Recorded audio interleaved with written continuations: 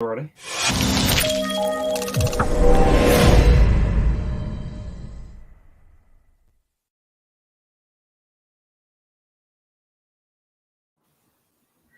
Good afternoon and welcome to the Cheese Room podcast.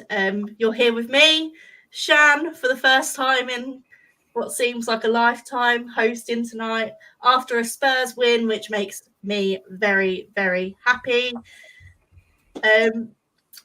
Tonight, we're going to be reviewing, obviously, that FA Cup win over Brighton, which HG didn't think we'd get, I think.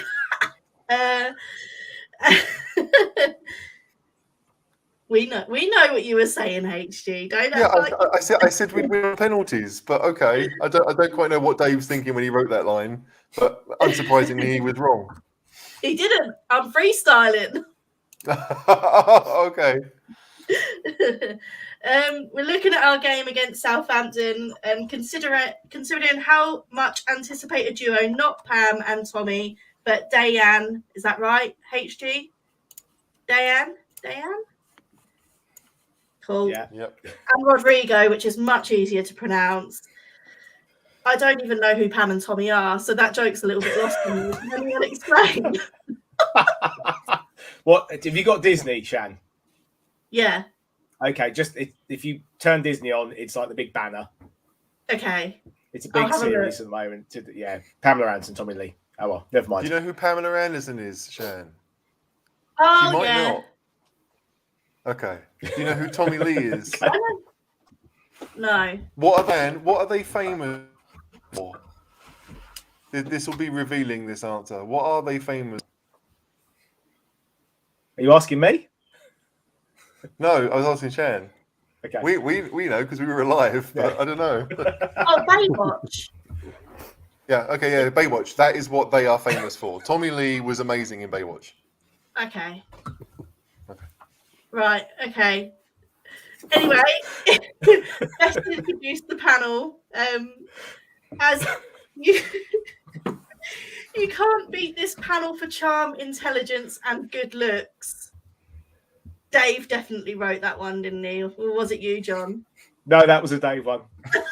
If it's a Monday, it must be a school holiday. It's a warm welcome to HG. How are you, HG?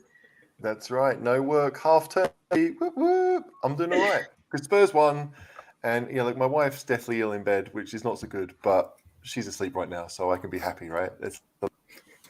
Yeah, I just want to take the opportunity to say get well soon, Mrs. HG. We hope you're back fit and firing as soon as possible. We've got to keep HG in check somehow. So from the South Coast, it's our resident bar steward, John. Steward, yeah, that's a word. Yeah. I've got COVID. Got a positive test today. Couldn't go to work. Stuck at home for a week, or maybe a bit longer. I'm okay at the moment though, so hopefully plough through. I am a bit tired, so if I nod off, it's just the COVID. It's not HG droning on. I feel like HG is the topic of all of the jokes so far. I think we need to start being nice now. From a bit further along the South Coast, we have our resident student, James. How are the uni offers or choices going? They're all tremendously self-aggrandizing, so that's good. Thank you. I wish I knew what that word meant. Always happy to be here. And finally, we have a Southampton fan with us. Get another friend of John's. How are you, Ian? Yeah, good. Thank you. Thank you for having me on, and I'm looking forward to coming to your stadium on Wednesday. I'm sure you won't be disappointed. We fill our pints from the bottom up. It is true. John, your mates, your son, anyone else you want on the show? You're going to bring your cats on? The cats have been several times.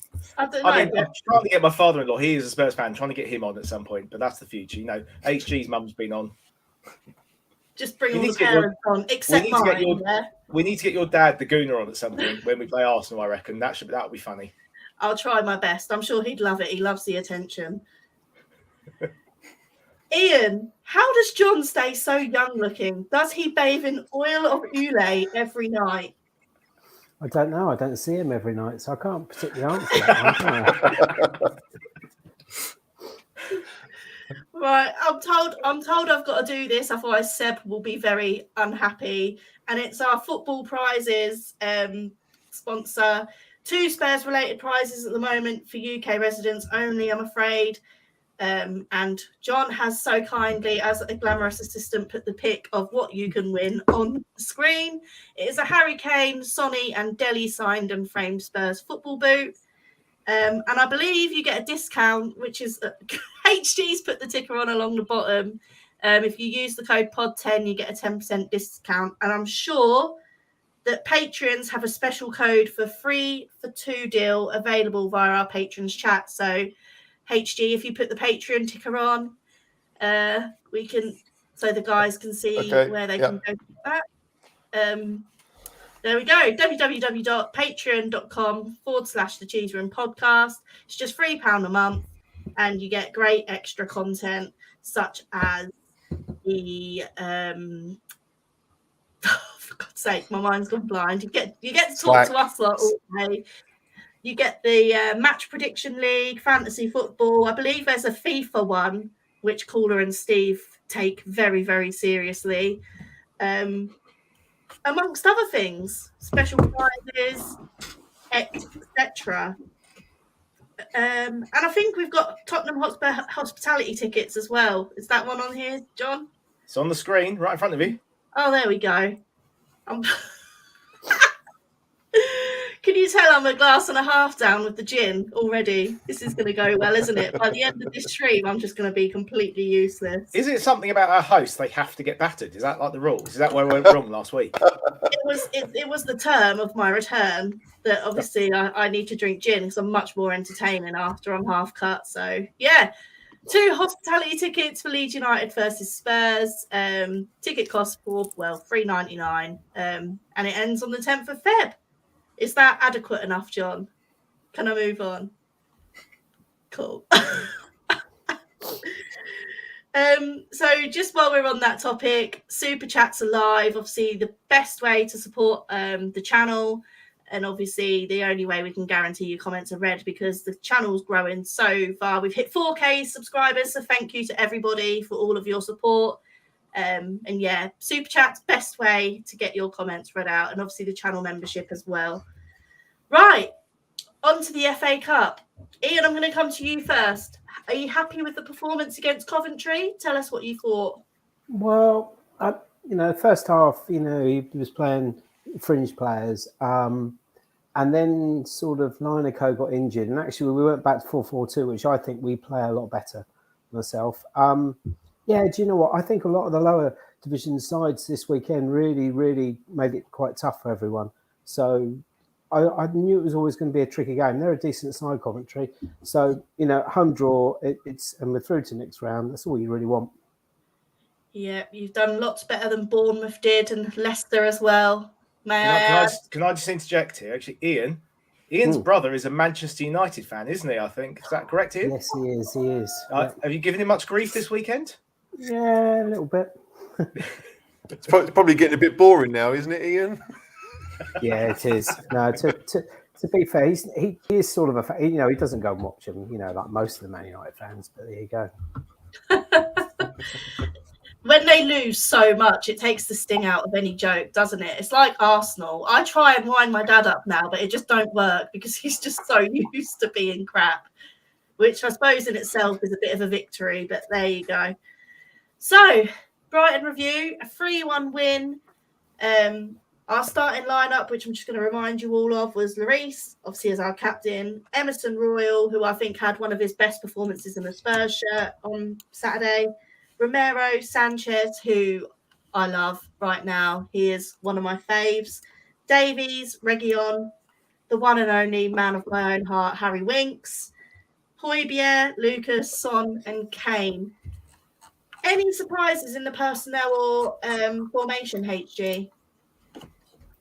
I don't think so. Dyer wasn't starting, which I think most of us thought would happen, but we didn't know he'd got some kind of small injury. So I think we were all deciding, like, would it be fair for Sanchez to be relegated to the bench? But it never happened in the end. Otherwise, it was pretty standard from Conte. We've seen the 3-4-3 for a while now, and so yeah, like I don't think. I mean, he'd come out and said before the game that Bentancur and Kulusevski wouldn't start, so it limited our options somewhat. But yeah, I don't think there were too many surprises from the 11 that started the game. What did you think, James? Do you agree with HG, or do you have a different view? Yeah, I mean that's pretty much our like default lineup, right? Yeah. And I didn't know if he would maybe make some rotations as it is a cup game, but Conte wants to win every game he plays, right? He doesn't see this as, oh, it's an FA Cup game, so we won't play the strongest team. He wants to play the strongest team as much as possible, right? That's true, unless we play Chelsea. Well. Oh. John, a quick start. Something we've not been used to seeing as Spurs fans for quite a while. We started quick. We were on the front foot, weren't we? Pretty much from the off. Yeah, we were pressing them quite a lot, which again we haven't seen since Poch's days, really. And even at the end of Poch's days, we weren't doing it. And it was so nice that we actually did force them into mistakes, which led to certainly the first goal, but even a few other chances early on. Ian, I'm not sure if you had any plans on Saturday night other than watching Spurs Brighton on Channel 4. I did watch it. You did? Yeah, no, I did. And I thought, there was a moment then, where Brighton just starting to get back into it when they got the equaliser. But then the third goal killed it. But I thought the front three were deadly, I have to say. Yeah, they're definitely getting back to that Spurs attacking front three that we all know and love, that we've not been used to seeing this season either, with Harry being out of form. Emerson's own goal. HG, it started off in our own half. Were you surprised to see it? Obviously, the cross. If it was a cross, it was pretty useless because there was no one there to be on the end of it. Do you think he meant it? Well, he meant to cross the ball, absolutely. He got the ball. There was loads of... I don't think he knew. None of us really knows. But he got to the point when he got the ball, you saw the space ahead of him, and you thought, okay, go for it, and he did. And that's all we really want from him. In many cases, we see him get the ball, and he's quite timid. But he wasn't in that case, and there was a moment, I think, as he got to the edge of the area where he thought, well, now I may have to turn back or try and find a pass, and there really wasn't one on, so he continued going. And I think once he'd made that decision, it meant that all he could really do was then try and hoof a crossing. We got extremely lucky that it went in the back of the net, but it's one of those, like, if you're brave, what's the phrase? Fortune favours the brave. He was. None of us. It's like Harry Winks a few weeks ago. Like, if we're going to get a fluke goal in every round of the FA Cup, brilliant. I'm in. Because, like, you can't win. So many cliches. You can't win the lottery or win a raffle if you don't buy a ticket. All that nonsense. But seriously, Royal, like, he needs credit just for having the desire to want to get up there and do something different, because we really haven't seen that from him too much. James, do you think he sort of, obviously he got up there and he got up there quickly. Obviously his only option was to sort of cross it in and hope something happened. I think he probably thought, if I get it in, we might get a corner, we might win something and get the guys further up the pitch. What do you think his intentions were with that? Because I thought it hit the side netting at first. I wasn't sure that it went in, but what do you think? Yeah, I didn't think it went in first either, because I was actually watching the game from the pub. So I didn't think it went in. I was just like, what are you doing? But actually, right, if you're in that position and he doesn't cross it and he tries to do some skill or something, we'd all be complaining and saying, what are you doing? Being an idiot, right? So that's kind of his only option, really, is to just kind of try and cross it. And he got lucky, went in. So, worked out. This one, as we all know, Steve once again was basking in his lobster and champagne and met the players after the game. And when he asked Royal if he meant it, Lucas said no. I think we got to give credit to Emerson, because he's had a lot of, we've certainly spoken down about how he's played and the fact he's been rubbish going forward. And he just, like she said, he saw the space and he went, I'm going to go for this. And his reaction was very much one of, see, I can do it. And I wonder if they've really been working with him, really getting into his head to say, come on, you need to attack that space, because you need your wing backs in the system to be scoring goals or creating goals. and he's not offered a lot. Obviously, Reggie's offered us a fair bit. So hopefully that's a real turning point for him moving forward. He still lacks a bit of pace, but he didn't look slow when he ran up there. If he can just learn a trick or two, then we might have a player. Yeah, definitely. I mean, I've said it all along. I don't think he's bad at all. I think defensively he's very, very good. He just needs to improve his final ball because he gets up the pitch well. The problem is a lot of our attacks sort of die with Emerson once the ball gets to him on that right-hand side. Ian, as an outsider looking in, what are your thoughts on Emerson? Because I think he does get a lot of unfair criticism from our fan base. I think, the game nowadays is really about the wing-backs.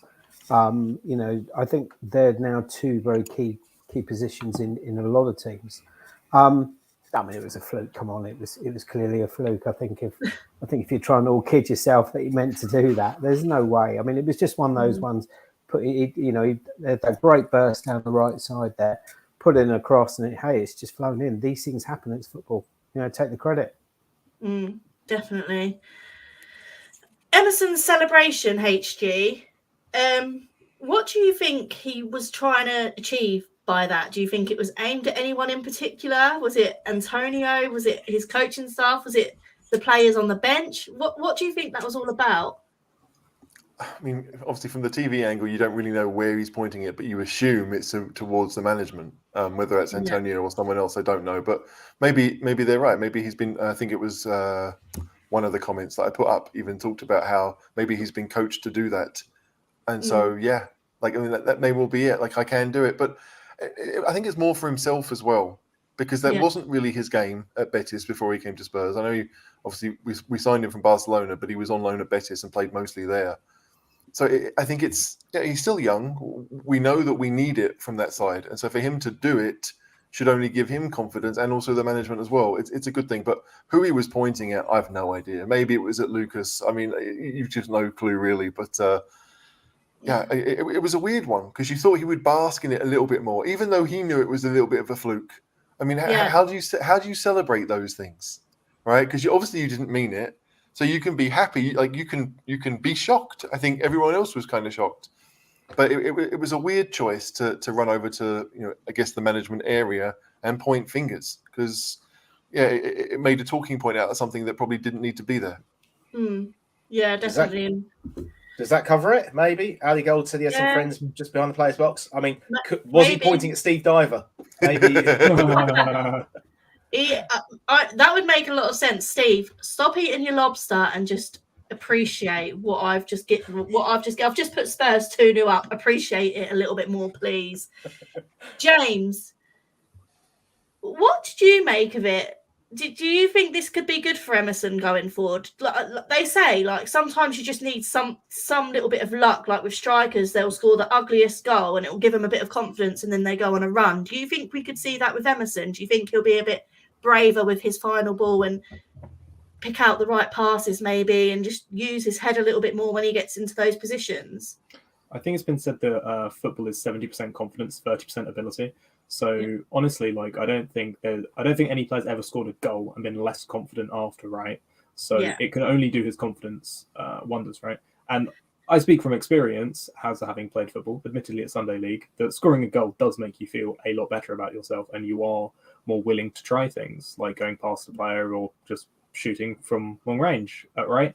So I think it will do him quite a lot of good, and hopefully we see him trying to beat players in the future, because he definitely can be that player with coaching. He has the physical attributes to be that player. So yeah, definitely. I think Dave's being a bit facetious there with that comment. Never. Surely not. Never is there, really. Jason Cundy, one of the worst footballers to wear a Spurs shirt in the last 40 years. He was terrible. It was a brilliant fluke, though, wasn't it? It was a brilliant fluke, yeah.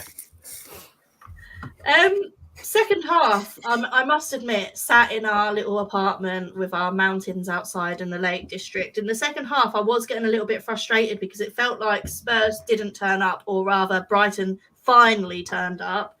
Brighton switched things around. Veltman on for Lallana, Lamptey to right wing, and changed the formation to a 4-1-4-1. Was their goal coming all along? Ian, I'm going to come to you first. Do you think that they deserved their goal, or do you think they got lucky? I watched this as a neutral. I thought Basuma was absolute first class. I can see why a lot of teams will be after his signature, in the summer, because he just raised the notch. He was like putting so much effort in everything. He ran the midfield show for 15, 20 minutes there. And yes, they just had more intensity. They got the goal, they got the confidence, their towels were up, but then you got the third goal. Killed it. Yeah, definitely. And that's something I've not seen Spurs do for a long time. HD, do you think we could have stopped it? What do you think went wrong with that goal? Well, I mean, we shouldn't have deflected it into our own net. That would have helped. I don't think there was really too much wrong. Like, obviously, Romero's got the free run, so he was following Bissouma as he moved across, first to the left and then back towards goal, and he never really got goal side. But again, a shot from 20, 25 yards, you don't necessarily mind those too much. Brighton had a few of those in the first half and not really come close. So it's a weird one. I don't think I blame any Spurs player for it. It just felt like, okay, it hit Højbjerg's back and that was it. There was 5 minutes beforehand where it had been deflected and Hugo had made the save. So I don't know. Like I think to me it was. I don't think Brighton were that bad in the first half. 2-0 kind of flattered us a little bit, but we've got a world-class striker, which helps, and Brighton don't. And I feel like in the first half that was the major difference. We had a bit of a fluke, very much a fluke. And we have a world-class striker who can take chances. Outside of that, Brighton were neat on the ball. We did all things that Brighton usually do, but 2-0 up because we have we had the luck and a world-class striker. When Brighton got the goal back, I think all Spurs fans thought, here we go again, because we've all seen it so many times. But I feel like we've seen it quite a lot recently where, I think, was it West Ham? When they equalised against us in the Carling Cup, we went up the other end and scored quite quickly, or we got two very quickly. Like there seem to be these kind of moments with Spurs this season where, if a team scores against us, we don't necessarily bottle it straight away, which is great. I mean, it was not a great goal either, the third, but it did pretty much kill the game. I think Brighton, they knew it was possible, but they knew it was much less likely, which is weird because in the space of 3 minutes, nothing had really changed. But to come close to hurting us and then to have it, have the 2-goal lead established again just meant that I think everyone thought, okay, we should be able to see this out now. Yeah, definitely. Callers in the comments policing to make sure that we're getting you all to smash the like button. I'm not sure how many there are right now. Maybe someone else can tell me. I'm surprised Caller didn't tell me considering he can see it. But 90 of you watching, so only 33 out of 92 watching. See, that maths doesn't add up to me. Come on, guys, smash the like button. Otherwise, you'll have annoying comments from Caller throughout the show telling you to do so. John, what's your thoughts on Basuma? Obviously, there's been a bit of controversy around him since the summer, obviously when he got arrested, and there's the ongoing investigation, which I think he's been released. He's not on bail or anything. They're just sort of looking into it a bit further. What do you think about him in that situation? I think it's a difficult one. He is still under investigation. I don't know if it just says released under investigation. Doesn't necessarily say he's on bail. I'm not quite sure. Yeah, he's not on bail. He's released under it pending until it's no further action than FA'd. He can't really move. No team is going to spend 50, 60 million on him. As a player in isolation, top class player, really good player. That change in formation allowed him to dictate play, and it took us a while to really get to grips with him. But he's probably, and this is probably a bit unfair, he's a poor man's Kante in a way, isn't he? Which is not a bad thing because Kante's a great player. He's the closest thing there is, I'd say, to Kante at the moment. He can pass, he can shoot. He's got a bit of everything about him. He's very mobile. But yeah, I'd love to have him at Spurs if this thing is sorted. But yeah, if it's not proven, basically. Yeah, definitely. If all charges are dropped and there's no further action, 100%, I think he's someone we should be going for. Ian, do you think Basuma in our midfield would make Spurs a bit of a different proposition? Do you think he could take us to the next level, or? I just think he's got a bit more of an engine. When you played us at our place, you were down. We were down to 10 men. Quite early on, really. But your midfield just didn't get going. Harry Winks, I thought, was about the only one trying to shift the ball around and stuff.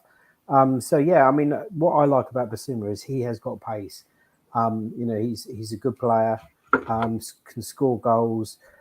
With the greatest respect, there's going to be a lot. Like John was saying, if the charges are dropped, there's going to be a lot of teams in for him. Definitely, I think he'd improve a lot of teams, to be honest. Definitely. An immediate response, like I say, we've seen it a couple of times this season, notably against West Ham, and I was there, and it was bloody fantastic, one of the best things ever. But easiest goal Harry will score this season, James, do you think? It was a tap-in, weren't it? Yeah, probably. But, I mean, you have to be in the right place, right? And also, you do have to kick the ball, I suppose, so that takes something. And also grab someone by the mouth to make sure you get to the ball first. I think we've all seen those images. Well, yeah, but, it's just being a clinical poacher, right? I mean, you just take your opportunities. His fingers were sort of in his mouth and up. Was it Webster's nose? It didn't look very comfortable, and I'm not surprised Harry got there first. But it's the Harry we've been missing. He just seems hungry again. Seems up for it, right? Yeah, he seems so much hungrier. HG, what do you think? Yeah, because I think he realizes that Spurs are on the right track again. Simply, but the interview he gave with Gary Neville, was that before the Cup final last year or after? Does anyone remember? Because I don't. But I could imagine if I'm Kane. Before the end of the season, it was before the end of the season. Yeah, it was before the end of the season. Yeah, but so this is it. I don't know if it was before the final, then it's awful. But if it was afterwards, right? And he's seen Spurs sack, admittedly a very successful manager, who Kane obviously did really well playing for, and he's seen Ryan Mason put in charge, who's a year or two older than Harry himself.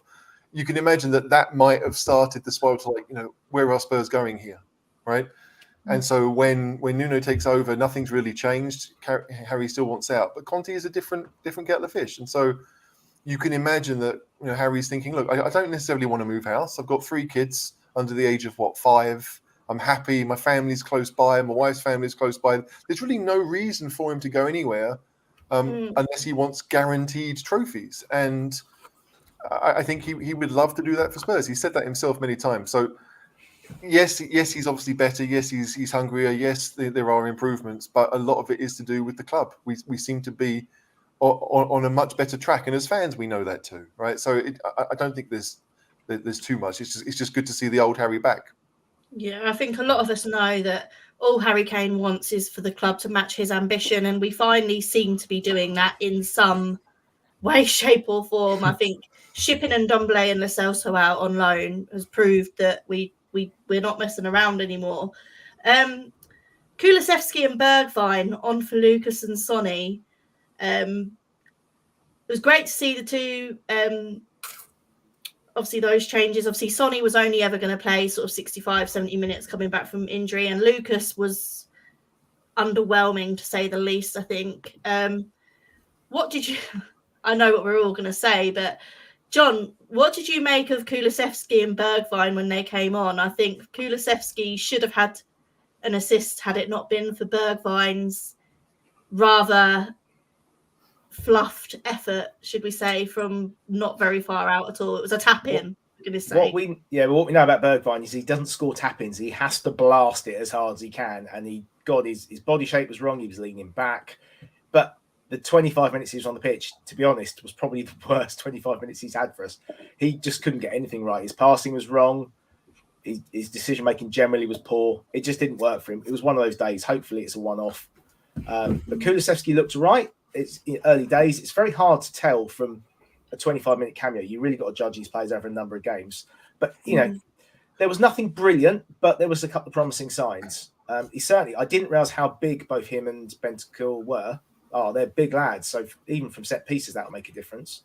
But yeah, he didn't look the fastest, did he? But if you've got that touch of class, you don't need to be the fastest.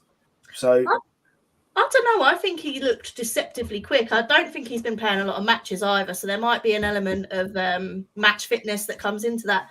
And I read a good article in The Athletic today about him where he was sort of saying he likes to suffer. He wants to be in the best possible physical shape to help the team. So I think I feel quite excited about him and what he could potentially offer us. James, what did you make of them both? Well, I think Kulusevski, I think he's actually going to be a deceptively good player defensively and in terms of ball retention, right? Because we have players like Kane and Son who excellent players, but because they try stuff quite a lot, they give the ball away, and often need a player who is a bit safer on the ball. And I think he's going to be quite good. Just in terms, I mean, you look at his defensive output. His defensive output's very good. I can't remember the numbers off the top of my head, but I did look at them. They're better than most of our fullbacks. They're better than Reguilón's numbers defensively. So there you are. Yeah, I mean, it's hard to tell from 20 minutes of football, right? And he's thrown in, hasn't played a lot recently this season. Hard to tell with limited match fitness, and he's been at the club like a week, right? Like not even a week. So he hasn't trained much under Conte yet. So give it, till the end of the season, we'll start to see what he's really like. But I'm optimistic about him. I think he's going to be a very good player for us. Yeah, definitely. And we can only pray he can take free kicks because no one else in our squad can unless they score by accident. HG, you were going to say something. What did you want to say?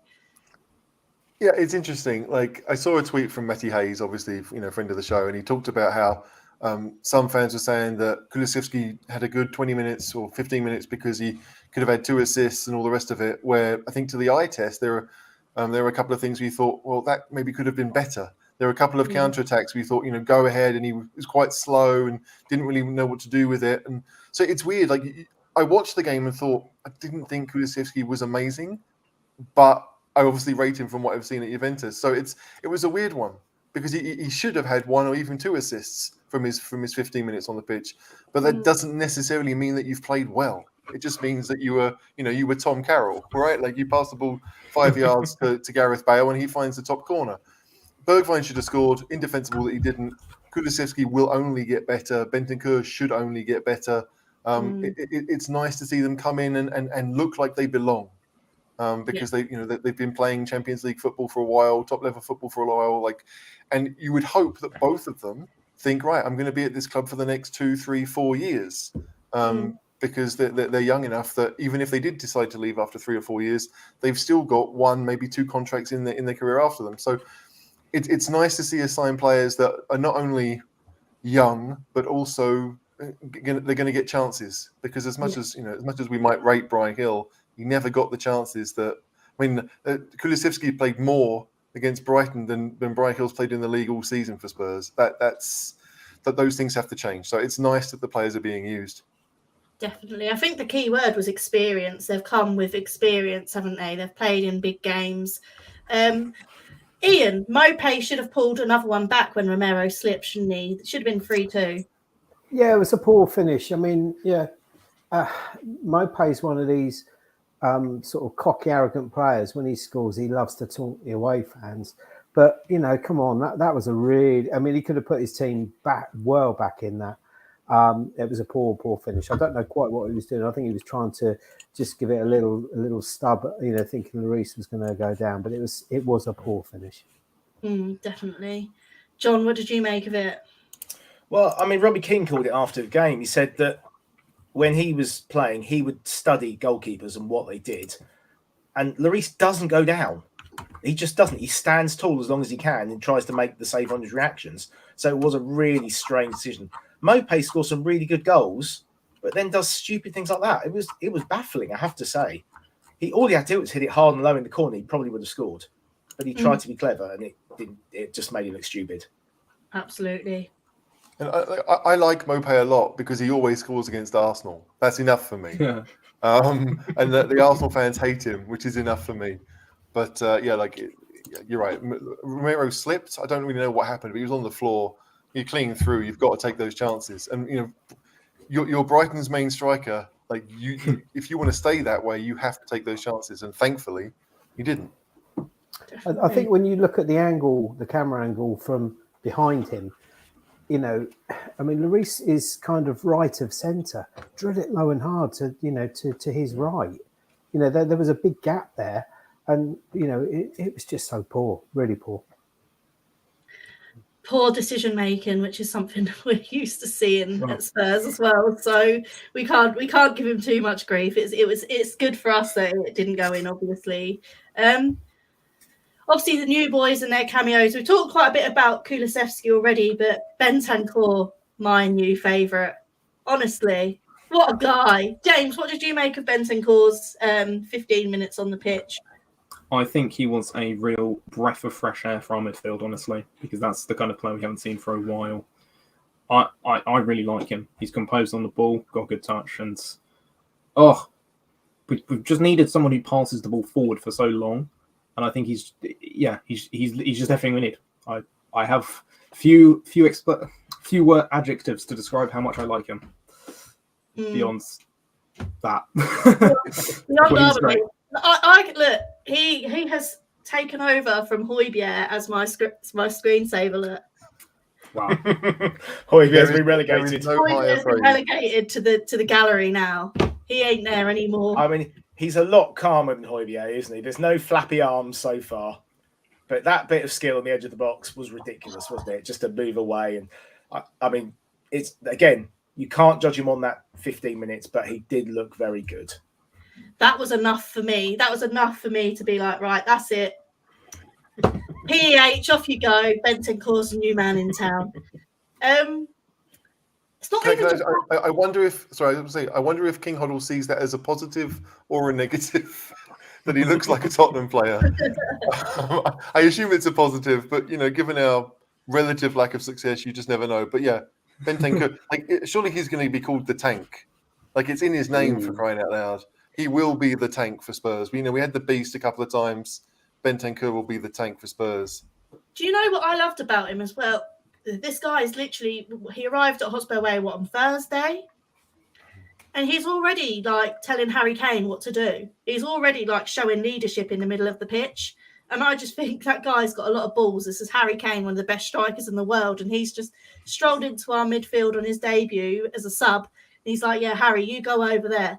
And I thought that was really good to see. I think we need players like that. And at the age of 24, he's a serial winner. He's got a winning mentality, and he wants to come to Spurs and make us better. So it's always a good thing. Ian, I don't know what you thought of our new boys. It'd be good to see what you think of them. It's hard to judge a player on their first 20 minutes. I was actually there when Ali Dyer came on, and and when he came on, I'll tell you what, Hold on, Shan, do you know who that is? Who? Ali Dyer. Have you heard this story? No. Ian, you'll have to explain. Graham Souness signed this lad, Ali Dyer, who was George Ware's cousin, and apparently he trained with the club all week. He literally came on. He was only on for 10-15 minutes. He just looked atrocious. He could hardly kick a ball. And it was just one of the biggest blags. He never ever... I don't even think he turned up for training the following week. It was absolutely ridiculous. It was just one of the biggest gaffes that any Premier League manager probably ever made in his life. But no, it's hard to judge a player on 20 minutes. I thought, a bit of injection, and they want to come on. They want to, start to impress.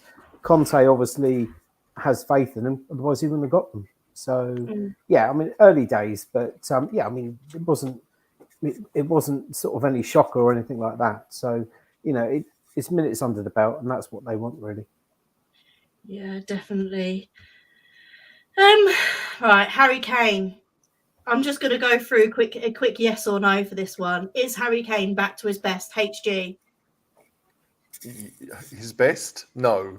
But yes, he's back. John? Yeah, I agree with that. He's probably 90% there.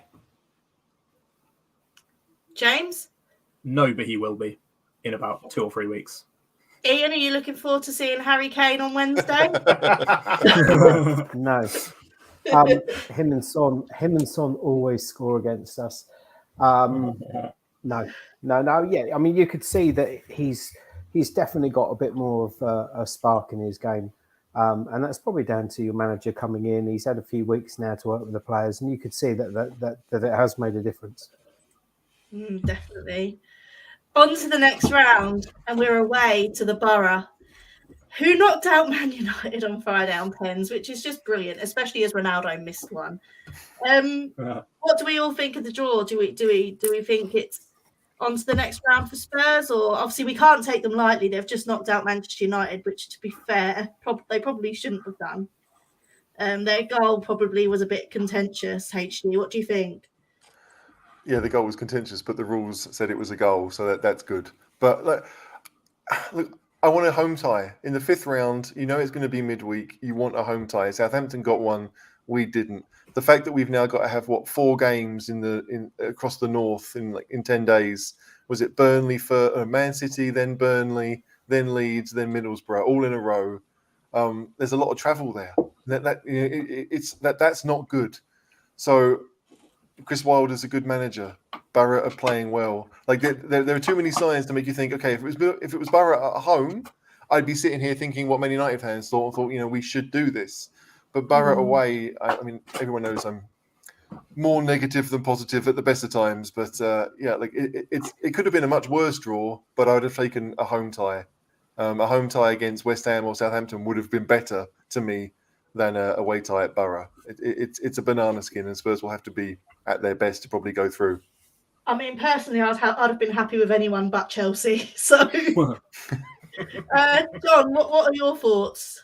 Well, we played them a couple of years ago, didn't we? James and I went to the game at Whitehall, the replay at Whitehall Lane. After it was a tough game up at I was going to say Ayresome Park.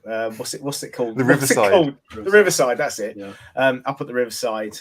We got a 1-1 draw, didn't we? I think I remember Aurier crossing it. I can't remember who headed it in the end. Lucas. Was it? Oh, it was Lucas. Yeah, he loves a header, doesn't he? For a little man. That was a tough game. We just really struggled a little bit in that away game. In the home game, we got two goals early on. Lo Celso scored a nice little curled ball in the corner, and then Lamela just walked through their defence. He went past about 6 challenges. They decided not to tackle him, or knowing he'd get injured, and he rolled it in, and then they got a late goal back, and it was 2-1. It was, but hopefully we can win it up there. We've got 4 away games, haven't we, in a row, and we got Everton and Burnley around the same time. So it won't be easy, but we're good enough to beat them. Obviously, who's the manager? The guy who was at Sheffield United. Chris Wilder. Chris Wilder. He's a decent manager. He did a good job at United, and he's got a good chance of getting Borough up, I think, via the playoffs. So we'll see, but hopefully we can get past them. James? Well, undoubtedly we have the quality to win, right? And also, obviously, home draws are always nice. No one ever wants to play away. I suppose unless you're like a lower division side. But, I think we will get a result, right? Just based off of the fact that Harry Kane's playing well. And in games like this, we're going to have a lot of the ball. We're going to have a lot of chances. It's just about whether or not we take those chances, right? If we don't take those chances, then, we might go out. But I think we will. Just based off of Kane's form, and to some extent, Son coming back into the team, just based off of that form, I think we will score. And I think if we score, we will go through. Cool. Yeah, I might be able to get tickets to go to the game, because obviously Borough for me isn't that far. I think it's quicker for me to get to Borough than it is to get to Spurs. So if I can get tickets, I might well go. But yeah, I'm looking forward to it. I think it'll be a good tie. Ian, you have our favourites, West Ham at home. Is this your year? Well, I kind of think, is this your year comes after the next round. You start to get a bit excited then. Look, it's a home draw. It's what you want. It's like HG was saying. It's a midweek game, home draw. I mean, they're playing well, though. I mean, Rice and Bowen, they're a decent side now. But I'd like to think that we will just do enough to get through in that round. You were 1 minute away from getting Kidderminster. That annoyed everyone. What a game, result, wasn't it? Sure, but can you imagine? Heartbreaking. And Forest, I tell you what, I'm glad we're not away at Forest. They put on a hell of a performance yesterday. They were superb. Forest were very, very, very good. Very, very good. I mean, it's always good watching Brendan Rodgers cry. HG will agree. I think the interesting thing about the next round is that the big clubs have all avoided each other. You talk about being your year. it is kind of your year when Liverpool play Man United or Chelsea play Tottenham. You know, as a Saints fan, that you're kind of thinking, well, you want the big clubs to be playing against each other. So the fact that all the big clubs are still in it, is it going to be our year? It's Well, going to be tough. all the big clubs except Arsenal and Manchester United and Leicester. Well, they're small clubs. Oh, hold on, Shan, newsflash. Stevie said he'll go with you. Yeah. Although the difference is he'll probably get a private jet, I'm guessing. Or a helicopter up there. I can't imagine Steve would like the trip up the A1 unless it was chauffeur driven. It's funny, Shan. My mum has the same thought as you. Like it's only an hour for her to get to Middlesbrough. So if I can wangle away for it to happen, that'd be great. But I don't know. I wouldn't even know how to get, because I'd want her to be with the away fans, because otherwise she might do a caller and leave early. And she would never do that. Only Caller would leave her. Did you know this, Ian? Caller, who hosts the show, he went to the Leicester game where Spurs scored 2 in the last 45 seconds, no. but he missed it. He left, which he says is fine because he was with the Leicester fans. He would have been beaten up and all that nonsense. But we will never let him forget it. Never. I hope you're watching. It always amazes me when you see people leave with 3 or 4 minutes to go, you know, and with the amount of injury time as well, you know, a lot of games. I just don't get why people leave early. Just don't do it. That's because you've never been to White Hart Lane before. You'll understand. Oh, I have. No, I have. It's a long walk. It's a long walk from the tube station. I do remember that. Yeah. Oh, so that walk from White Hart Lane to Seven Sisters when you've lost. I did it after the Manchester United game, and it was soul destroying. Honestly, it was the most depressing walk I think I've ever done in my life. But yeah, it's not a fun walk at the best of times. Conte was asked at the post-match press conference, did it feel more like the Spurs team that you hoped to create tonight? And he said, the players know very well that we want to play and bring high intensity during the game. We want to try to do this in every game, and for sure, especially in the first half, we brought an important intensity during the game. Because when you play every 3 days, it's important to also make rotation, but also when you make rotation, the quality has to stay at the same level. Otherwise, you risk losing points. We have to pay great attention to this aspect. And for this reason, in Kulusevski and Bentancur, we added 2 players in roles that we needed. We needed to improve the quality and also the numerical aspect, which is interesting considering we're 2 players short, but you know. We want to try to play exciting football with and without the ball, and to try and involve our fans to be happy for what they're seeing, what they're watching. We have to continue in this way to play with this intensity. You need to have a good squad. Think that's fair. I think that's what we're all thinking, isn't it? I think when Conte's talking about numbers, he means numbers of players that he trusts. Mm. And so as far as he's concerned, you know, he's let a couple of people go on loan who wasn't playing, and he's brought 2 people in that he will. And that's basically it. But like all the quotes that Conte's come out with, especially in the last week or 2, you can't sit, you know, everyone sits there, reads it and thinks, I can't believe he's managing our club. Like we were all a bit pinching ourselves when he chose to come because of the mess we were in. But already, was it 2.5 months now?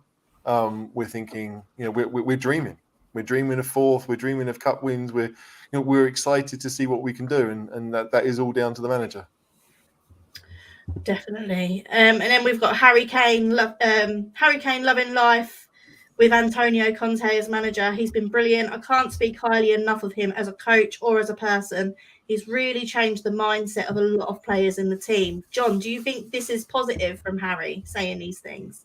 Absolutely. And you can tell it's positive by the way he's playing. He wants to play football. He wants to win. And we're attacking. We're not sitting on our own box just defending for 90 minutes trying to get a counter-attack goal. It's so much better all round. And you can tell Conte, we're hearing stories now, Conte's not just changing the player's mindset, he's changing Levy's mindset, giving him the home truths that he needs to hear, saying, do this and you'll win. So we've just got hope that in the summer it follows through. But they brought in 2 good-looking players from the player-wise, not looks-wise, Shan. Just clarify that. I mean, that is right. Bentancur is a very, very attractive guy, I must say. But yeah, I think we're moving the right direction. Got rid of players that he wanted out the door. The bad eggs. You know, Pochettino did exactly the same thing. He cleared out a lot of players like Kabul, Adebayor. They all went. and it meant you can work with the squad that you trust, and the bad eggs are gone effectively. Although 2 of them might be coming back on loan, and Brian will be coming back on loan.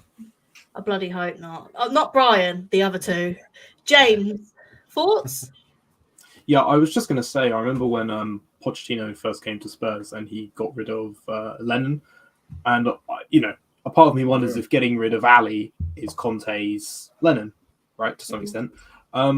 Conte is like a good version of Mourinho in the sense that he wants 11 players on the pitch that he knows will run through walls for him, right? He doesn't want overzealous, talented players who can't be bothered. So in that sense, he's brilliant and he's going to be very good and he's going to tell Levy the truth. And if he doesn't think a player's good enough, he's going to be blunt about that. Brilliant. He's everything that I think some of us hoped Jose would be, whilst also not playing mind-numbingly painful to watch football. He's brilliant, right? It's good what he's saying about playing with intensity. I mean, I think he's just saying all those sorts of things. I try not to read too much into press conferences and stuff because I imagine if you're asked the same questions over and over and over and over and over again, I think you probably start to go to autopilot mode a little bit.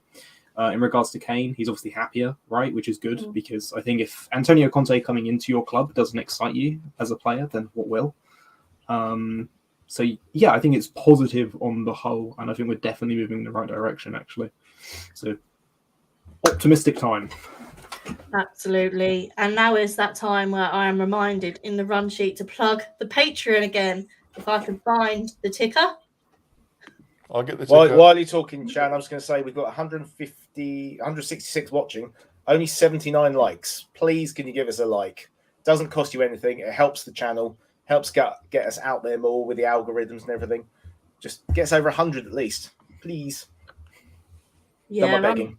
I'm told that if it gets to 100 that I'm meant to down something, but we all know that never ever goes down well, especially halfway through a show. So yeah. But yeah, Patreon, £3 a month, www.patreon.com/the Cheese Room Podcast. Loads of great stuff going on in there, loads of good debate going on in there. Talk about everything, transfers, international breaks when they're on because there's nothing else to talk about. Fantasy football, FIFA, prediction league, all sorts going on. It's well worth the £3 and you get some extra perks as well. Right, on to the exciting stuff, which is the reason we've got Ian on the show. Southampton 7:45 live on BT Sport at the Tottenham Hotspur Stadium. Southampton have lost just one game in their last 8, including the 1-1 draw between the two sides in December, when Salisi was sent off for 2 yellow cards in a game they were on top until the red card. However, Southampton have only won 3 times at Spurs since the Premier League began 30 years ago. Ian, what are your thoughts on Ralph Hasenhüttl's tenure and the Saints season so far? Are you due another 9-0? I'm sorry, that wasn't my question. No. Look, I think the days of another 9-0 will go out the window. We'll just call in the COVID card if we've got a really poor, weak side. Because, and that's what Ralph was upset. That's why Ralph is so upset about the COVID at the moment, is because, we went to Man United. We had to play 2 academy players, 2 others ended up playing. We were so weak, and, we had Mike Dean reffing and we lost 9-0. And had 2 players sent off. So no, I think I'd like to think that we're not going to get another 9-0 this season. I really, really do. I've always been very critical of Ralph. I've always felt he doesn't have a plan B. When at 60 minutes he'll always put on Gineppo, or he'll always put on Redmond or Walcott or a player like that. I think defensively we're much better this season, I have to say. I think Saluso is looking like the real deal. He has just improved so much. And I think that's a reason why we haven't leaked so many goals, because he's been playing at the back. So, fair play to the hierarchy.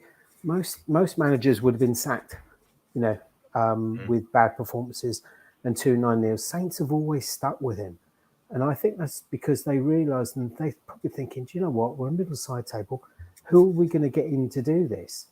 and actually, they've stuck with him. So I think he's got the substitutions better, and I think he's got the balance of the players. And he's still at the club. He's enthusiastic. The fans love him. Yeah, definitely. What do you think your starting lineup will look like, Ian? It's a tricky one because I like it when he goes 4-4-2, but in recent games he has played, 5 at the back or 3 at the back, with the 2 wing backs. Looking at probably your front 3, I think he may revert to that system. I personally, like I say, 4-4-2. I think Tino Livramento right back, Carl Walker-Peters left back.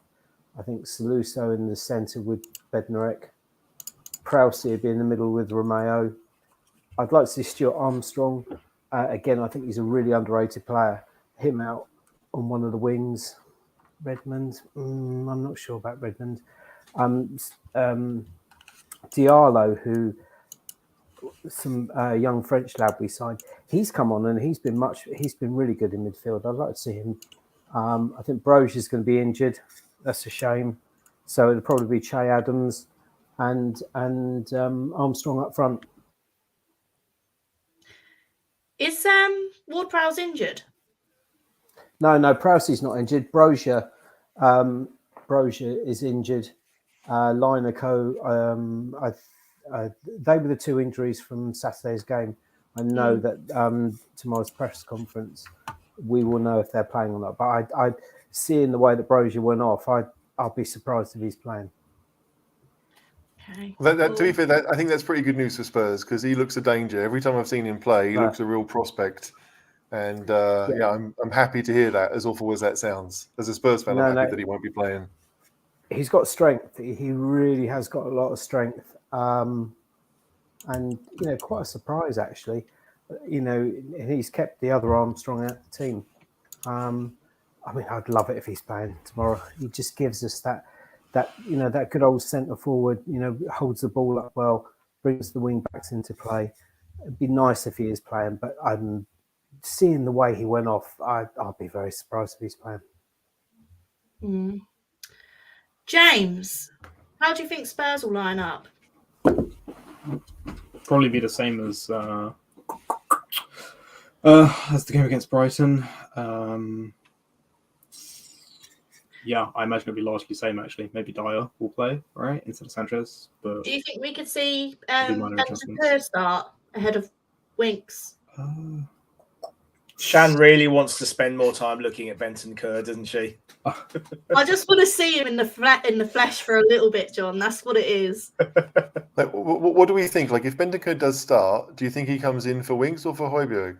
I think he comes in for Winks because of the 2. Winks is the more progressive midfielder. I think PEH is there to defend, whereas Bentancur is a bit more adventurous. He looks for the forward pass. I think he's more similar to what Winks offers than PEH.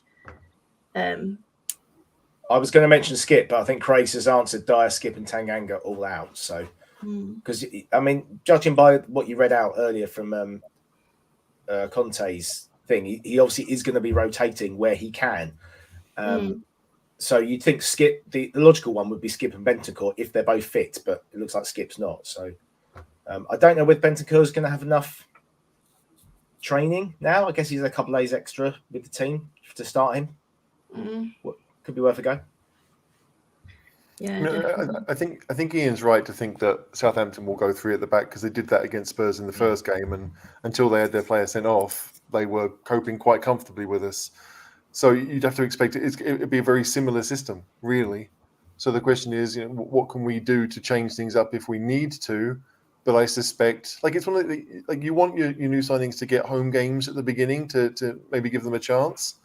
But it may still be too early. Certainly for Bentancur, I feel like having flown from South America, you don't know if he's really going to be ready for a 70, 80 minute spell in the Premier League. But maybe he will be. But it's a rough one. I think Bergwijn didn't do himself any favours, so Lucas will probably keep his spot. And Kulusevski, again, it might seem a bit too early. So bearing in mind how well the 11 played, for the first hour or so, we could easily stick with that. And if we did, I don't think anyone could have too many complaints.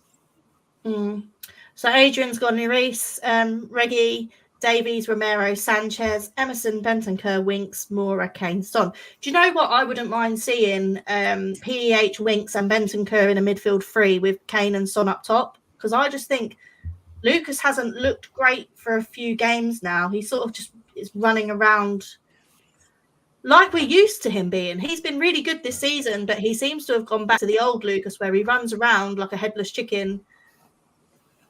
It's bizarre. So I wouldn't mind actually seeing Winks, PEH and Bentancur in a midfield three with Kane and Son up top, just to mix it up a little bit. But I don't know what you guys think of that. I don't think he's going to. I think he's going to stick to his 3-4-3 for the time being until we play one of the big boys. Then he might put three in midfield, but he seems very much. I know he's played it a couple of times three, but he seems very set on the 3-4-3, doesn't he? So it probably. I imagine Kulusevski will be off the bench. What we could have done in that game at St Mary's, as H said, Southampton were the better team until the red card, which was, he probably could have had 3 yellows in that first half easily, but he's a good defender. Ian's spot on. But in that second half, I know we had a couple.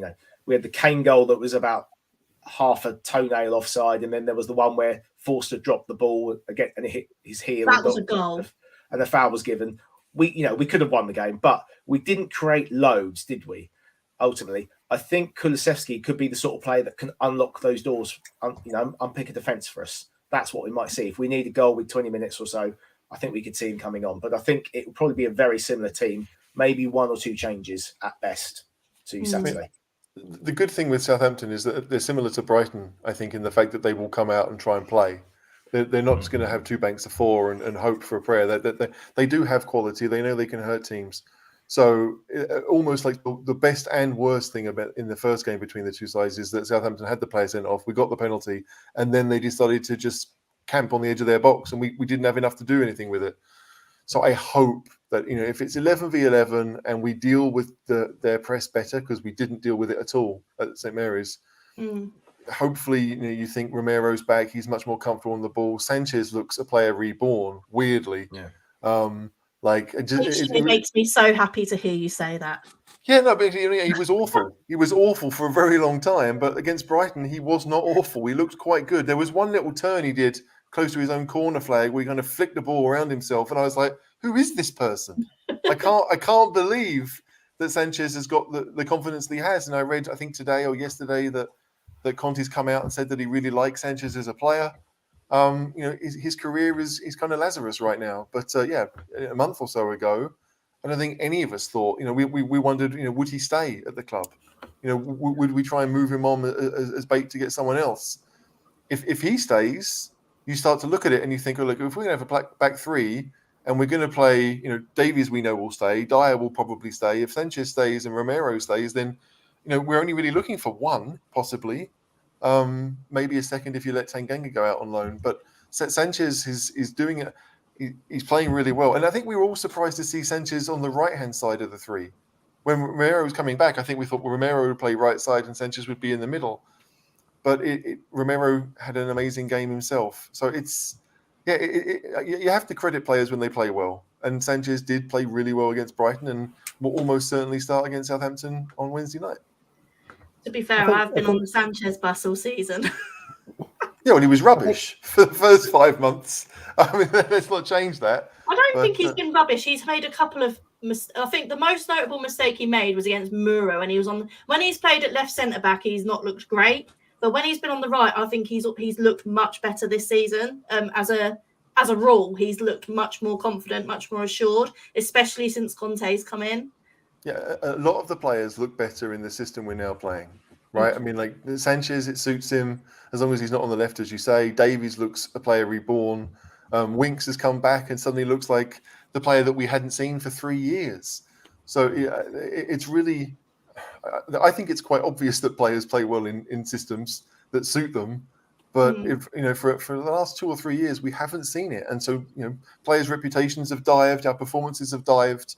And now we have someone who, yes, okay, granted, he already had the players to play 3 at the back, but it suits everyone. Conte was the perfect manager for the players that we had. and we've got 1 defeat in the league in 10. It's a pretty good record. Definitely, I agree. Ian, what are your thoughts on the Kyle Walker-Peters and Højbjerg swap? I didn't know if it was actually a swap. I think I think Højbjerg was tapped up sometime because the club offered him a new deal, and he clearly wasn't signing. Højbjerg for us was a player who played well in his last season. He struggled the first couple of seasons there. He really, really did struggle to get in the team, but then got a run in, and you could see his qualities. Kyle Walker-Peters is just class. I mean, I can't believe you let him go. He is really, really good. Very, very popular with the fans. Runs his socks off. 2 goals as well, recently. He's a huge favourite, and I think it also shows how versatile he is because he can play left back as well. And when Livramento's come in, and for him to push Kyle Walker's out of right back, sort of speaks how high Ralph thinks of him. But then to put him on the left is a masterstroke, and those two are very, very exciting young players.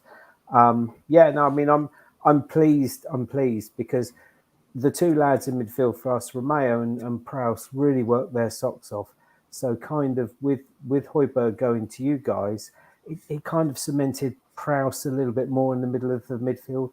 So I mean, I knowing Daniel Levy, he's probably got a sell-on clause in there somewhere, or some sort of buyback clause. But no, he's class, and we're delighted to have him there. He's definitely looked good this season for you guys. I feel like he's a player with a lot of confidence right now. Oh, he had a good season last season as well. He really did. He was very, very consistent. And the thing with Walker-Peters is that he never really had a chance at Spurs. Successive managers didn't see him as second choice, let alone first choice. And so it's weird that it took him so long to get out and get game time. And when Southampton came in for him, maybe some Spurs fans thought, well, that's the level. He hasn't proven himself at Championship level because he hadn't played senior football really, apart from the 10 or 15 games for Spurs. So for him to come in and look the part straight away, it's really good. I think the thing is that the big clubs, they have all these players. I mean, look at Chelsea, right? Got Lamptey. Brighton have got Lamptey. We've got Livramento. We've got Brozier on loan. You've never heard of these players until the likes of your Southamptons and your Brightons sort of take on these academy players. So, and I think you're right. I just don't think Walker-Peters, got an opportunity there at Spurs. And so that, that's credit to our scouting system as well, to kind of look at these fringe players at the big clubs. And I kind of think that's the way we're going now. Yeah, definitely. What worries you about Spurs? What are you most afraid of? Son's pace. I mean, he's the build up to your 3rd goal. I mean, he's quick. I mean, and I can only think that Kyle Walker-Peters will probably pick him up tomorrow when he's playing. I'd like to think that Ralph is that intelligent and actually put him on him. I mean, the front 3 worries me. If I'm being honest, the front 3, when we, at the game a few weeks ago, I just didn't think your midfield got going. Maybe these new players will give them, that injection. But you're playing against 10 men, and you didn't have no acceleration in that midfield at all. But the front 3 are deadly, and like I say, Kane and Son always score against us. So I'm sure one of them's going to bag one on Wednesday. Definitely. I'm told Paul Mears in love with James Ward-Prowse. Do you fancy a swap with Lo Celso? Not a chance. Look, if Daniel Levy can rake in £40 million for a player that has hardly played in the Premier League for 2 seasons, come on, that puts Prowse at 100 million, doesn't it? If you're comparing the two like that. No, Prowse is. I think there was talk of him going to Villa maybe earlier on with a big move, but he'll only go if he leaves. He'll only go to a Champions League team. there's rumours that Liverpool might make an offer in the summer. I hope not. I think he realises that he's captain of a club that he's been with, I think, since the age of 8. Yeah. We know there's not a loyalty of players in the games anymore, so it's going to have to take a big move for him to go to a big club. And it, as a Saints fan, we've seen so many players go. What disappoints me is when you get the likes of Danny Ings, who says he wants to go to play Champions League, but then clearly doesn't get the move that he wants and ends up, going to another team. I always appreciate a player is going to always want to go on, better himself, but it's the way that you leave the club with a bit of respect and dignity. And some players haven't done that over the last few years.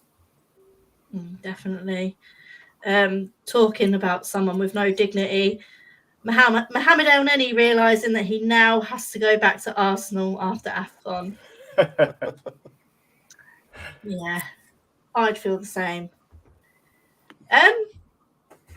How do we think Southampton are vulnerable, HG? Where can we really hit them where it hurts? Like, it's interesting to hear Ian talk about the centre backs as being strength now, because for a number of years I thought that they were pretty woeful. Certainly, with the Japanese guy Yoshida, didn't think was ever that good. I know he's been gone a while now. Bednarek has his moments. Jack Stevens never looked like being a real regular at Premier League level. But if Salisu's come in, I don't know who the other two central defenders would be, but like you'd think as a Spurs fan that to me the centre of their defence is kind of the weakest part. I don't want to say weak because we talked about the fullbacks, the wing backs, that they're good. We know their midfield is solid, right? Ward-Prowse can always score. Romeo offers you protection if little else. So I think that from Spurs' point of view, we're going to be thinking, right, we want to move those defenders around and try to create gaps kind of behind them, and that to me would be the area that I think we'll attack. But as long as we're not just giving it out wide to Emerson so he can hoof crosses in, we'll look better, because that's really all we did in the first game. If we can get our quick players running at their back three, I think we'll get some joy. John, what do you think?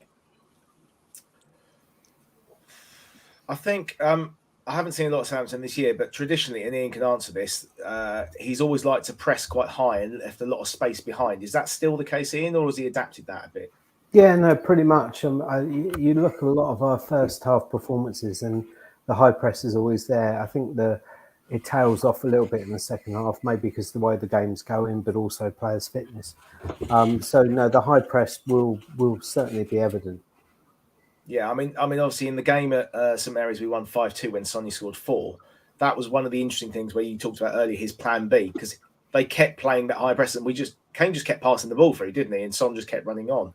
So I think that probably will be a tactic we'll look for, especially with Reguilon on the left wing and also Sonny and maybe Lucas trying to break the lines. I think that's probably our best chance. Yeah. And then I think it'll be very even in the midfield. They'll probably play Ward-Prowse and Romeo in the midfield. So it'll be Højbjerg and Winks maybe, or Bentancur lining up against them. So they'll sort of probably match each other. We've just got to stop Ward-Prowse trying to dictate the game, I think. That's the key one. And not let... Who's going to play up front, Ian? It'll be Shea Adams. I think Shea Adams and I think Adam Armstrong, purely because Broch is injured. I think what HG was saying is, and I totally agree with you, it's our central defenders. I mean, although Saluso puts in a good tackle, he's not the quickest. You could see that when he brought down Harry Kane in the last game. Song's pace as well. It just depends because Lineker got injured. I don't actually know if we've actually got 3 centre backs who will be fit to play. So, he may go 4-4-2. That's the only reason I think he might go 4-4-2, purely because, but if the 3, it will be Bednarek, Stevens and Saluso. If he goes with those 3. I think Bednarek and Stevens we can get at because Saluso's plays on the left, doesn't he? I think normally. So Son likes the left channel, so he can definitely get at Stevens and Bednarek, I'd say. Yeah, BC. I think I'd like to think that Kyle Walker-Peters might just try and pick him up. I don't know. Okay. Because, just pace-wise, you saw, and when we played Man City, they clearly wanted to do a job on Foden, and the fullbacks just got slightly tighter to him and kind of marked him out of the game. But yeah, that's going to be the three. If he's going to go 5 at the back, they are going to be the 3 central defenders. Okay. James, what do you think? Where do you think we can hit them? It's like the tactic in Football Manager: distribute over other teams' defence. We'll have to do that a lot, I think.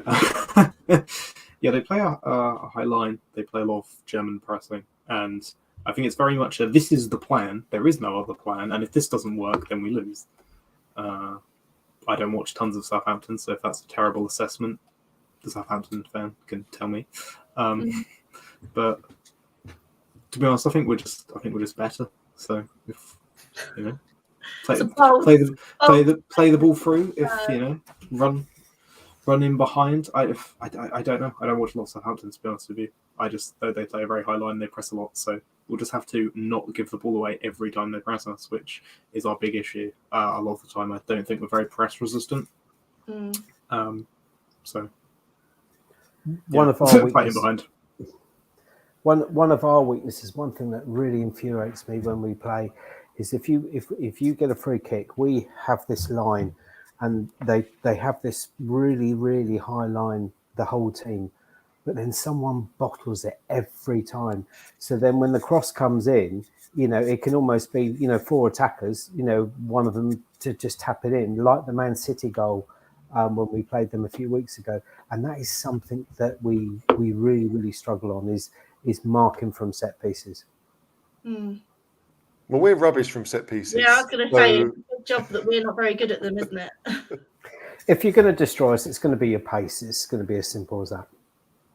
Yeah, I think it would be good having Romero back in the squad as well, because we know he can ping a long ball and he can find Son, he can find Lucas with his passing. So I think that will help. Having Romero back is a massive plus for us.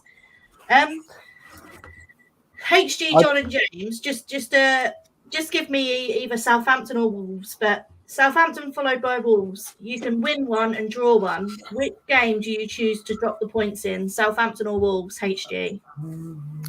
You choose to drop them against Wolves, I would imagine, if you have to pick one. But yeah, it's not a great question, is it? It's an awful thing to consider, but I think Wolves are doing quite well. They're top half. You don't want them getting any ideas of trying to go higher. So if you're gonna draw a game, I guess it'd be the Wolves one. John? I'd go against Southampton because I want to stop Wolves getting a point. That would be my logic. I'd want to beat Wolves. I mean, we get the same amount of points either way. I don't really care how other teams do, if I'm honest. But yeah, I guess I would want to draw with Wolves, I suppose. Okay. I'd obviously like you to drop points against us. Really? I feel like it was an easier question for Ian, that one. No, here we go, Shan. So yeah, Matty Hayes are currently fighting on Twitter to see which one of us is going to marry Bentancur first. So yeah, did you mention that Rodrigo Bentancur is the best midfielder in world football? Yes, Matt. I reckon we've covered it. Yeah, Adrian makes a good point here. If it works, Conte will get our wing backs and Bentancur to carry the ball forward. I think we could see Bentancur play. I think from the little we've seen, even if he gets 60 minutes, I think if we can use him to get ahead, and get make a quick start like we did against Brighton, I think that's a positive thing. I'm not sure if anyone else agrees, but I just want to see him in the flesh. No, I mean, Shan, if Southampton do press, which we know they probably will, then Bentancur has a really good chance. Because if he is capable of working his way through that press, then that's what you want. That's what we'll need. Otherwise, it'll be passes to probably Kane dropping deep, which again he's a decent passer. He'd be the best for that too. So if you're looking at the skill set that we've seen, which has only been 15 minutes for Bentancur, but if you see that skill set there, you think, okay, maybe this is the option for him. I don't know, but it's going to be fun. You know, we want to see lots of players, and we want to see our new players, and we want to see them play well. So there's got to happen at some point. So why not Wednesday night? Yeah, I agree. Definitely Wednesday night while I'm there. Right, score predictions. Ian, what do you think the score will be? I'll take a draw. If I'm honest, I'll take a draw. Yeah, I mean, it's a tough. You know, we never do well at your place. Yeah, my head says one thing, my heart says another. What's your head say? My head says 3-1 Spurs. My heart says 2-2. I mean, I think there'll be goals. I really, really do. I hope your head's right. but yeah, Keith, harsh. Oh, okay. James, 2-1 Spurs. 2-1. You think it'll be tighter than the guys in the comments who think it's going to be a slaughtering? To be fair, we're due a slaughtering. We haven't really slaughtered anyone this season, and normally we have a couple of 5. We score 5 or 6 in a couple in a season, so we're due hope one. That's not going to happen. John, to be fair, you know, when Saluso sent off against us, me and my son were saying this is going to end up being 4 or 5-1, and it didn't. So, you know, I'm just praying on that little fact. Only little pray. Spurs aren't very good at playing against 10 men, though. We're not very good against teams that park the bus. And Saints won't park the bus. They won't. They're not that sort of side. To be fair, when you went down to 10, it was 2 banks of 4 behind the ball. Well, it was pretty much all 10 behind the ball. And Spurs aren't very good at. Yeah, I mean, when we had a player sent off after a minute up at Man United last year, Ralph didn't change it. He put Danny Ings into midfield.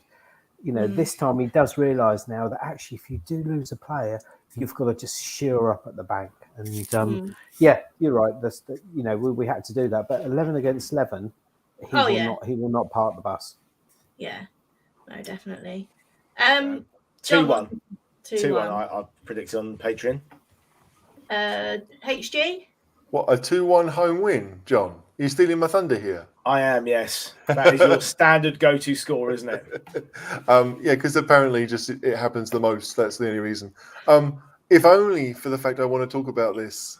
4-2 to Tottenham, because 29 years ago today, Spurs beat Southampton 4-2, scored 4 goals in 5 minutes. Were you there, John? No, I watched it, though. It was live on Sky Sports. It was live on Sky Sports. I was raining, there. 4 goals were right in front of me.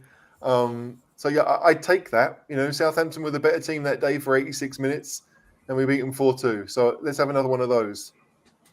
To be fair, HG, I'm glad that you managed to get to see 4 goals in your favour, not like me whenever I go and watch Spurs Chelsea, because I'm can you imagine 4 goals in less than 5 minutes? It was insane. Like, you know, two in quick succession feels like a joke.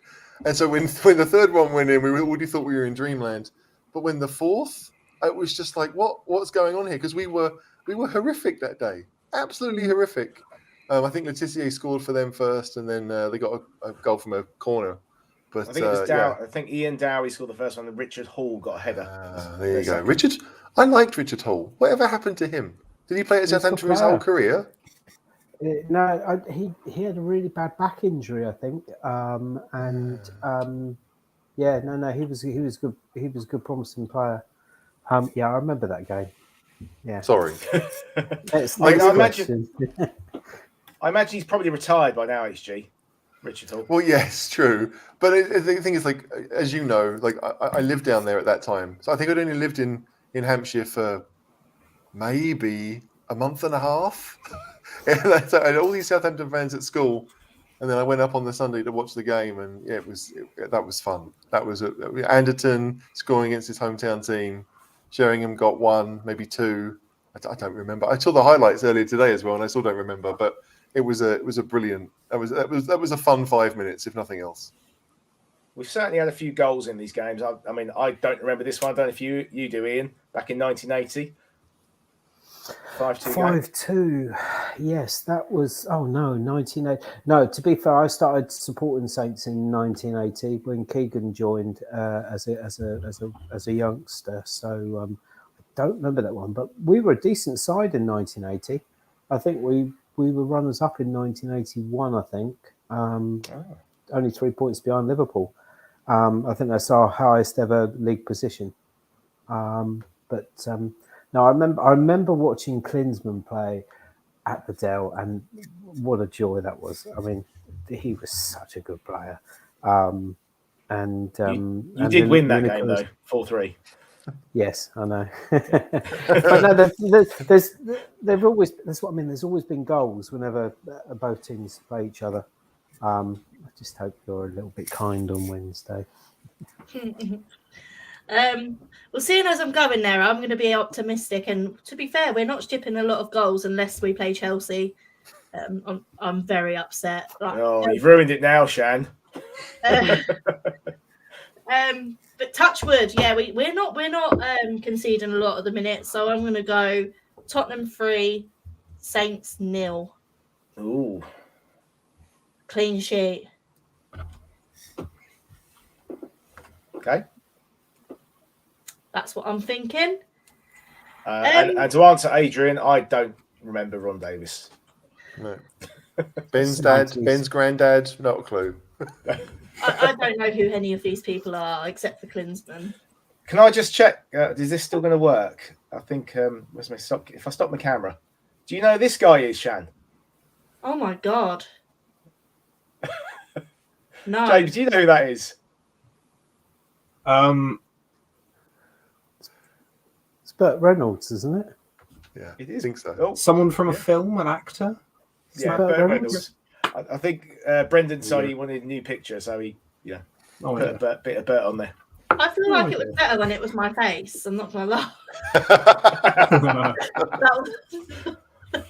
But yeah, football prizes. Again, just to remind you all, John, glamorous assistant, is showing you on the screen. So at the minute, we've got the Kane, Son, and Dele signed and framed Spurs football boot.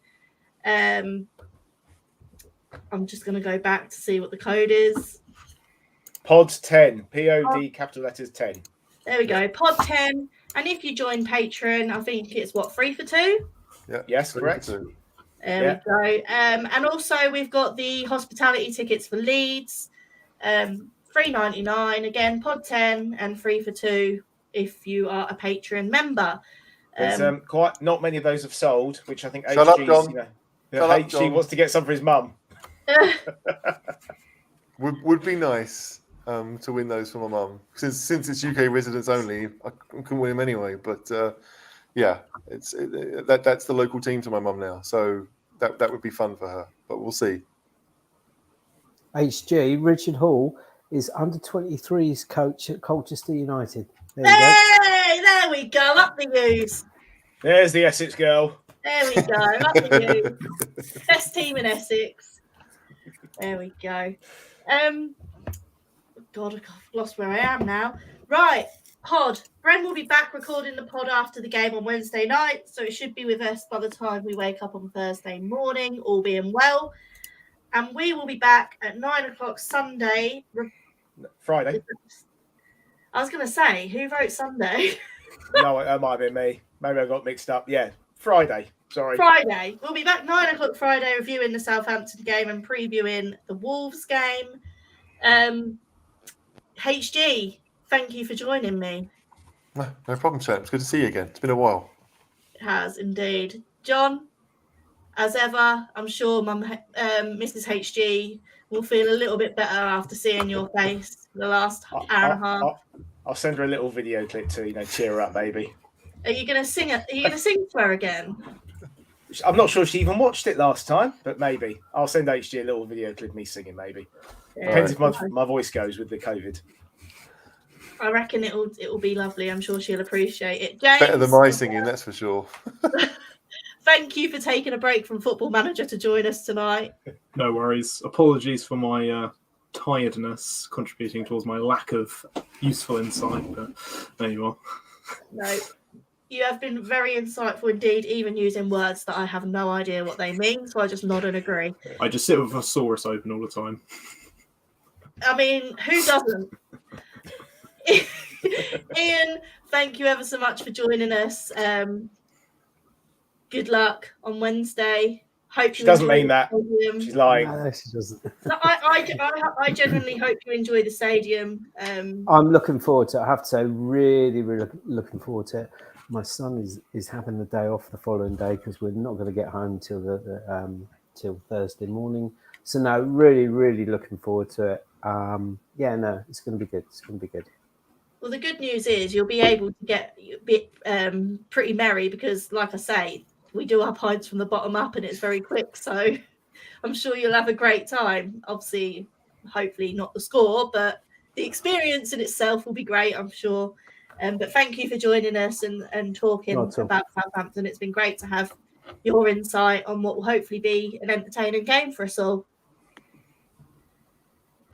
Thank you for having me. It's been a pleasure. And until Friday, Friday. Yep, Friday. Come on, you Spurs. Come on, you Spurs. Come on, you Spurs.